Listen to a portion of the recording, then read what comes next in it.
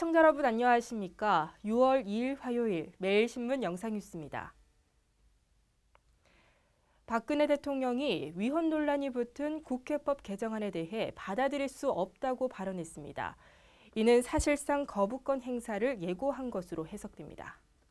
박근혜 대통령은 어제 수석비서관 회의를 주재한 자리에서 국회법 개정안은 정부로서 받아들일 수 없다고 밝혔습니다.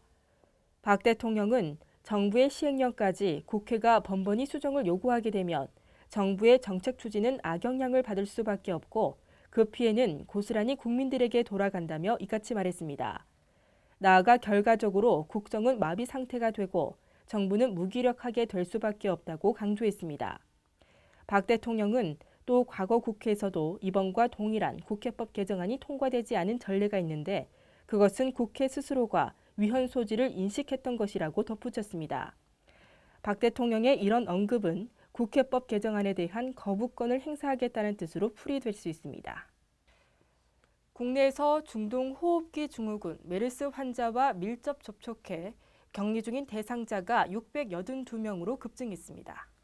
보건복지부는 어제 메르스 환자와 밀접하게 접촉해 격리된 사람 715명 중 33명이 잠복기가 지나 격리 해제된 상태라고 밝혔습니다.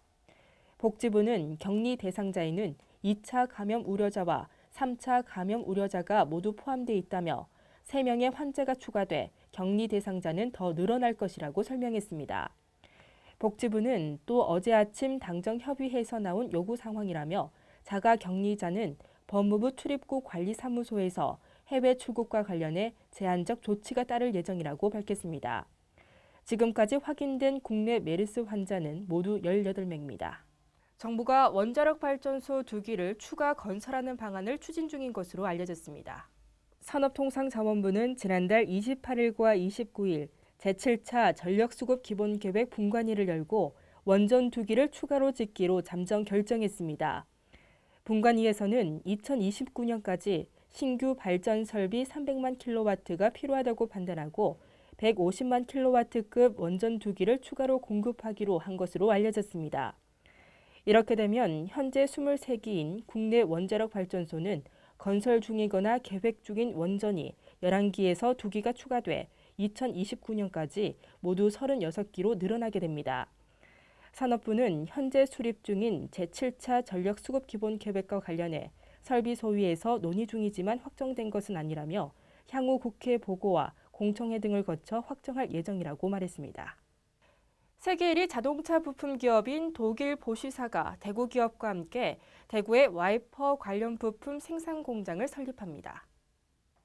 대구시에 따르면 독일 보쉬사는 지역 자동차 부품 기업 경창산업과 주식회사 KB 와이퍼 시스템을 설립해 내년 9월까지 달성군 국가산단 6만 6천여 제곱미터터의 와이퍼 관련 부품 생산 시스템을 마련합니다. 투자 규모는 2천여억 원에 이르며 오는 2020년까지 매출 3천억 원을 달성할 계획입니다. KB 와이퍼 시스템에 근무하는 인력은 700명 정도이고 단계적으로 새 인력을 채용할 방침입니다. 대구시는 오늘 시청 상황실에서 보쉬 경창산업과 이 같은 내용을 골자로 투자 협약을 체결합니다. 대구 지역 아파트 값이 비수기 영향으로 거래량이 감소하고 상승세도 다소 둔화하고 있는 것으로 나타났습니다. 부동산 자산관리연구소에 따르면 지난 2주간 대구 지역 아파트 매매 가격은 0.28%, 전세 가격은 0.15% 각각 상승했습니다. 그러나 비수기에 접어들면서 거래량이 줄고 있고 앞으로 입주 물량이 많은 지역을 중심으로 매물이 조금씩 쌓이고 있습니다.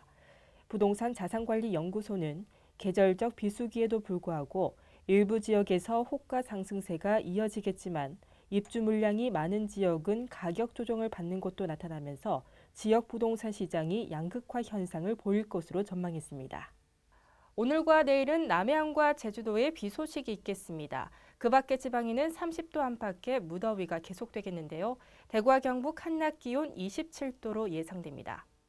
이상으로 매일신문 뉴스를 마치겠습니다. 시청해주신 여러분 고맙습니다.